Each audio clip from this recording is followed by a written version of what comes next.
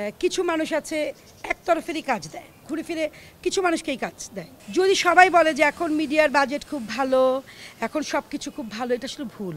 হাতে গোনা 15-20 জন কাজ করলে সেই সমস্ত ডিরেক্টররা ভালো থাকতে পারে। যাহারে আমি যদি আজকে তার সাথে একটা কাজ করতাম তাহলে তো তার সংসারটা বাঁচত।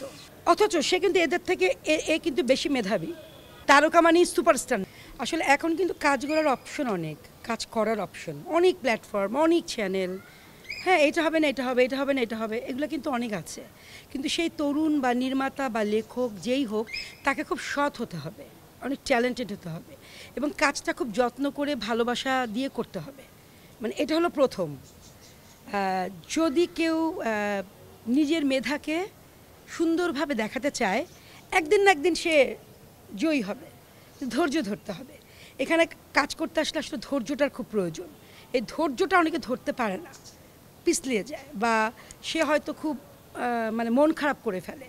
সে হয়তো এই যে আমি যেটা বললাম না, যে কিছু মানুষ আছে একতরফেরই কাজ দেয়। হয়তো কোনো একটা প্ল্যাটফর্ম আছে, ঘুরে ফিরে কিছু মানুষকেই কাজ দেয়, কিছু মানুষকেই অভিনয় করায়। এগুলো কিন্তু আছে। হয়তো কেউ কেউ হয়তো এটাকে খুব ফ্রাস্ট্রেটেড হয়ে পড়ে।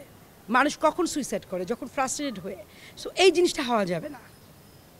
আর আপনি যেটা বললেন যে মিডিয়াতে যে মানুষ যে করে খেতে পারে কিনা, বা যে ফাইন্যান্সের ব্যাপারটা, বা মানে এটা আসলে যদি সবাই বলে যে এখন মিডিয়ার বাজেট খুব ভালো, এখন সব কিছু খুব ভালো, এটা আসলে ভুল। আমি তো দেখতে পাই যে হাতে গোনা 15-20 জন কাজ করলে সেই সমস্ত ডিরেক্টররা ভালো থাকতে পারে। কিন্তু আমাদের এখানে তো আরও অনেক ডিরেক্টর আছে যারা নাকি সেই সমস্ত আর্টিস্টদের নিয়ে কাজ করতে পারে না। সেই আর্টিস্টগুলো কিন্তু মেধাবী, তারা কিন্তু ট্যালেন্টেড, তারা অনেক ভালো অভিনয় করে, কিন্তু সবাই তো তাদেরকে নিয়ে কাজ করার সুযোগ পায় না। তারা কিন্তু অনেক খারাপ আছে, কেউ কেউ না খেয়েও আছে।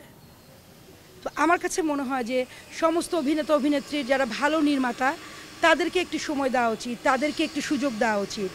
না হলে একটা সময় গিয়ে কিন্তু তারাও আফসোস করবে, যাহারে আমি যদি আজকে তার সাথে একটা কাজ করতাম তাহলে তো তার সংসারটা বাঁচত, তাহলে তো সে খেয়ে পড়ে বাঁচতে পারতো। এই ব্যাপারগুলো আসলে ভাববার জায়গা। কারণ শুধু শিল্পী হলেই হয় না, শিল্পীকে কিন্তু অনেক কিছু ভাবতে হয়, নিজেরটা ভাবলে হয় না। একা কিন্তু কখনো ভালো কাজ করা যায় না। সবাই মিলে যখন একটা ভালো থাকবে তখন কিন্তু আপনারই ভালো লাগবে, তাই না? একজন শিল্পী যদি ভাবে যে আচ্ছা আমি আমার হরপের 3 জন ডিরেক্টরকে সুযোগ দিলাম, অন্য 3টা ডিরেক্টর তো ভালো কাজ করে, তাহলে তাদেরকেও সুযোগ দেই, তাহলে কিন্তু তারা ফ্রাস্ট্রেটেড হচ্ছে না এবং সেও কিন্তু একটা ডিফারেন্ট কাজ করার সুযোগ পাচ্ছে। কারণ এই 3 জন কিন্তু অনেক লাভবান হচ্ছে, অনেক টাকা পাচ্ছে, অনেক খেয়ে পড়ে বাঁচছে। বাট এই 3 জন কিন্তু খুব স্ট্রাগলপূর্ণ জীবনযাপন করছে, সে কিন্তু এরকম করে পাচ্ছে না। অথচ সে কিন্তু এদের থেকে এ কিন্তু বেশি মেধাবী। সো এই জিনিসগুলো আসলে প্রত্যেকটা অভিনয় শিল্পীকে ভাবা উচিত, আমি মনে করি। কারণ অভিনয় শিল্পী মানেই তারকা, মানেই তারকা না, তারকা মানেই সুপারস্টার না। সুপারস্টারটার মধ্যে অনেক গভীরতা আছে, যে নাকি আকাশে জল জল করে পড়ে যাওয়ার জন্য না, যার নাকি ভিতটা অনেক শক্ত, যে নাকি শুধু অভিনয় দিয়েই মানুষের মন জয় করে না, যে নাকি মানুষের বিপদ আপদে পাশে থাকে, যে নাকি অনেক মানবিক হয়।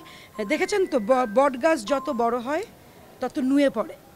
যে যত বড় হয়, যে শিল্পী যত বড় হয়, শিল্পী মিন্স করছে কিন্তু আমি সব কিছু, শিল্পর মধ্যে কিন্তু সব কিছু আছে। রাইটার, ডিরেক্টর, নৃত্যশিল্পী, গায়ক, গায়িকা, সব কিছু কিন্তু আছে এটার মধ্যেই। যে যত বড় হয় তাকে তত বিনয়ী হতে হয়, তাকে তত মানুষকে নিয়ে ভাবতে হয়। শুধু নিজের কথা ভাবলেই হয় না, সবাইকে নিয়ে ভাবতে হয়। এবং এই সময়টা এখনই।